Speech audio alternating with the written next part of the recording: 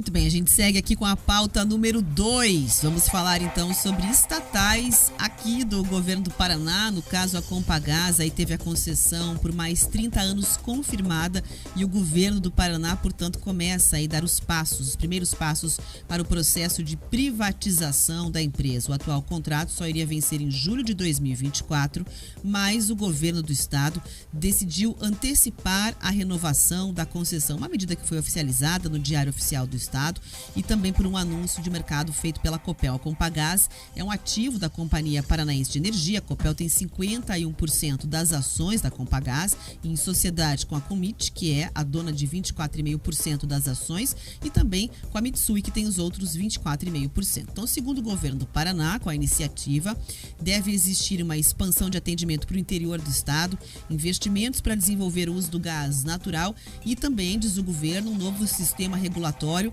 para incorporar elementos como produtividade e eficiência da companhia. Também, segundo o governo do Paraná, a mudança deve reduzir tarifas. Expectativa de que o gás industrial possa ter aí uma queda bastante expressiva, até 8%.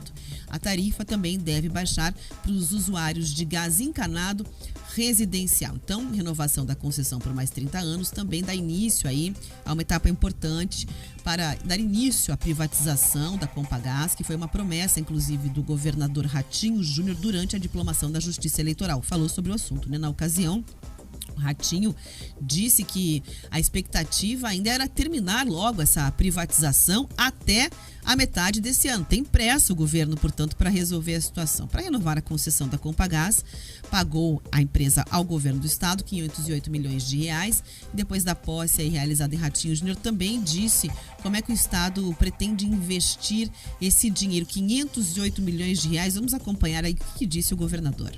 A ideia é uma parte desse recurso ser investido no programa Casa Fácil, dar continuidade. Nós temos uma meta de construir 40 mil casas nesses próximos 4 anos, então uma parte desse dinheiro vai para isso. A outra parte é um programa de pavimentação urbana. Nós vamos lançar nos próximos dias o maior programa de pavimentação urbana na história do Paraná. Nós vamos começar para os municípios até 5 mil habitantes, que são em torno de 98 municípios do Paraná, até 5 mil habitantes. Nós queremos levar asfalto para 100% das cidades desses municípios. Então uma parte desse dinheiro também vai para esse programa.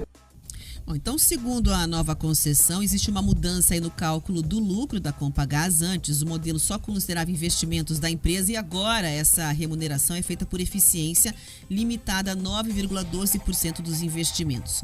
Depois do anúncio da medida, representantes aí do setor produtivo destacaram que é preciso uma fiscalização forte e efetiva por parte da Agência Reguladora do Estado sobre o contrato para evitar aumentos abusivos do preço do gás. Pedroso, só pela reportagem que a gente trouxe aqui, que obviamente tem nos seus pontos ali as justificativas do governo, expansão para atender o interior do estado, investimentos para desenvolver, incorporar produtividade e eficiência à companhia, fica bem claro que a visão do governo do Paraná é que a Compagás é um baita de um elefante branco na sala.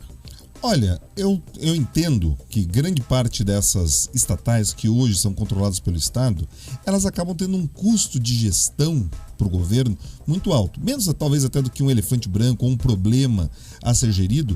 Elas consomem um tipo de energia e elas significam também, Rafa, um recurso ali imobilizado. Elas são um ativo do governo que está ali parado. A gente percebe que agora eles pagaram a renovação da concessão, 508 milhões, mas quando você olha o valor de mercado da companhia, você passa de bilhão.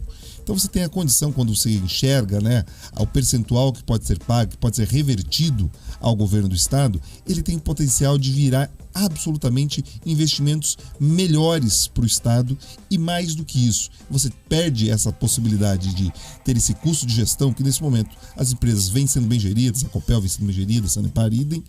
Então você tira também, você diminui o risco, né? Você diminuindo as empresas estatais, você diminui o risco de algum tipo de ingerência. Então a gente pode começar por aí, que tem esse primeiro ponto. Mas olhando para o aspecto mais estrutural, essa renovação ela serviu pelo seguinte: se tem esse interesse em você fazer de fato a privatização da Compagás, ela passa a valer muito mais depois dessa renovação da concessão, Rafa. Porque é o seguinte, qualquer comprador, em outro momento, estaria assim preocupado. Olha, eu compro a Compagás agora, mas eu dependo da concessão do governo para conseguir operar a concessão do solo, o direito de passar a tubulação, de conseguir espalhar, né, espraiar mais a malha de distribuição de gás encanado pelo Estado, depende dessa autorização do Estado. Então, por isso que aconteceu todo o plano estadual do gás, que possibilitou, inclusive, essa renovação da concessão. Agora, tem uma coisa que me chama a atenção na fala do governador, conectando essa questão da Compagás, mas também aquela venda de parte das ações ali da própria Copel. Existem alguns outros boatos que talvez essa expansão da questão do capital da Sanepar também aconteça. Que é o seguinte, como vão ser utilizados os recursos vindos dessa privatização ou da venda de parte dessas ações, né, da participação e do controle dessas companhias? Por que eu falo isso? O governador citou ali programas habitacionais, expansão da questão de infraestrutura e asfalto para os municípios, mas tem um aspecto que eu entendo que deve ser contemplado, deve ser pensado ali pela alta gestão do governo, que é o seguinte: o Brasil dificilmente vai conseguir, nesse momento, transferir recursos para os estados realizarem investimentos de infraestrutura. Então, se o estado não se organizar para as grandes obras, para algumas questões de fato estruturantes, né, pensando nas PPPs, pensando realmente em preparar o estado para o futuro, ele tem que utilizar, tem que guardar um pouco desse dinheiro, Rafa, sabe? Tem que fazer aquela poupancinha para conseguir investir na infraestrutura do estado. Porque se depender de investimentos externos ou de captação ali junto ao governo federal, vai ter dificuldades. Então, se o Ratinho Júnior não quiser depender dos outros, ele transforma esses ativos, né, que são as ações, a Compagás, em potencial de investimento de infraestrutura para, inclusive, tornar o Paraná ainda mais competitivo. Se for por um outro caminho, se esse investimento acaba sendo diluído por várias pequenas obras, talvez o retorno social dessas privatizações seja menor do que seria possível. Muito bem, Pedro. A gente está falando aqui sobre a composição do governo e a questão também da gestão pública e privatizações. E aí, exatamente sobre controle, por exemplo, de empresas públicas. E aqui vou mais longe, de binacionais, é que a gente fala agora, porque tem declaração aí de Roberto Requião repercutindo muito nas redes sociais. O Requião está dizendo o seguinte: depois dele ter ficado de fora do governo Lula, que empreiteiras citadas na Lava Jato se articulam para controlar a Itaipu binacional. Veja você que está na nossa audiência. O ex-senador Roberto Requião, do PT, então tornou público aí que empreiteiras que foram citadas na investigação da Operação Lava Jato estariam formando uma espécie de complô, se organizando aí para assumir o controle da hidrelétrica de Itaipu. Inclusive, ele colocou isso público nas redes sociais. Você que está na audiência, se entrar no Twitter, você vai ver lá o tweet que ele colocou depois de ter ficado de fora do governo, vale dizer, e segundo o que a gente registrou no jornal, não ter ficado na sala da presidência da Itaipu. Ele foi lá e fez um post nas redes sociais dizendo o seguinte, abre aspas: empreiteiros da Unicom pleiteiam de Itaipu uma indenização de 5 bilhões de reais. Ficaram alarmados com a possibilidade da minha indicação para a diretoria geral e se articulam para controlar a empresa. Fecha aspas, né? O Unicom que ele mencionou ali é o consórcio União de Construtoras, que reúne as principais empreiteiras aí que construíram Itaipu. Os nomes que quem acompanhou a Lava Jato não esquece: Andrade Gutierrez, Mendes Júnior e Camargo Correia. São construtoras que foram alvos da Operação Lava Jato, que descobriu o esquema de desvios na Petrobras. Inclusive é inesquecível aquela imagem da van. Eu estava lá nesse momento, Pedroso, chegando a van lá no Santa Cândida. Só mega empresários da área da construção, todos na van presos, chegando numa tacada só. Só o Odebrecht ficou de fora, veio depois, né, nessa leva da Lava Jato. Então, segundo o Requião, essas empreiteiras que assinaram acordos de leniência, quase porque uma delação premiada para as empresas, os acordos de leniência, tentando fazer aqui um comparativo para explicar para a nossa audiência, acabaram pagando multas, tiveram aí perdão de penas, né? E aí o Requião, que foi candidato pelo PT ao governo do Paraná, atendeu aí a um pedido do próprio Lula, né? Enfim, fez a campanha eleitoral aqui, e terminou em segundo lugar com 26% dos votos. A vitória foi de Ratinho, mas com a vitória do PT, o nome de Requião, que estava inclusive em Brasília na posse, muitas fotografias com Renan Calheiros, com nomes de apoiadores de Lula por lá, chegou a ser cogitado por petistas para a diretoria geral da Itaipu. Só que ele foi avisado que não era para ficar bem com esse posto. Aí ofereceram a vaga no conselho da usina, o que ele negou. negou, deu uma entrevista a um jornalista, Ismael Moraes, disse que estava irritado porque não foi confirmado como diretor-geral da Itaipu, né?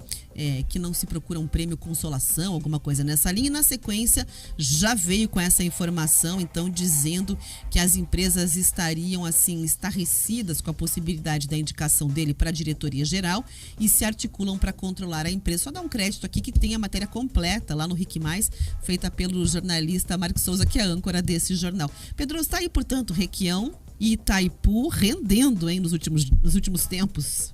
Mas olha, me surpreende mesmo, que um político experiente como o Requião, que já viu muita coisa, governou o estado do Paraná, foi senador da República, ele está descobrindo agora que o PT é sensível aos interesses de algumas empreiteiras. Que o PT, quando sensibilizado, mobilizado por algumas empreiteiras, acaba pivotando algumas coisas. Eu não sei se foi de fato esse o motivo dele ter sido preterido ali na direção geral do Itaipu, mas ele acerta pelo menos o argumento seguinte. Agora ele está explicitando o que a gente fala sistematicamente. Algumas empreiteiras, elas têm realmente algumas facilidades maiores durante essa gestão. A gente falou ontem aqui, eu trouxe essa informação, que o Rui Costa, chefe da Casa Civil do governo federal, ministro, ele já vinha conversando sobre a possibilidade de alterar o modelo da execução, do pagamento desses acordos de leniência, como a Rafa falou aqui. Agora elas vão poder pagar ali em obras de forma muito mais tranquila, sem comprometer o caixa das companhias. Então, assim, elas têm uma vida um pouco mais fácil nesse governo.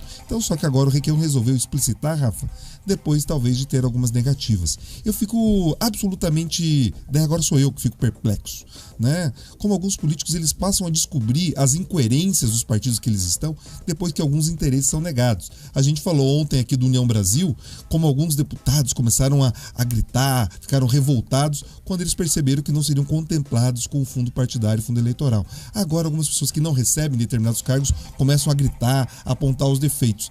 É o tipo de coisa que, olha só, será que eles não sabiam disso antes? Ou eles resolveram contar só depois que eles ficaram fora da festa? Então, fica a reflexão para os nossos ouvintes.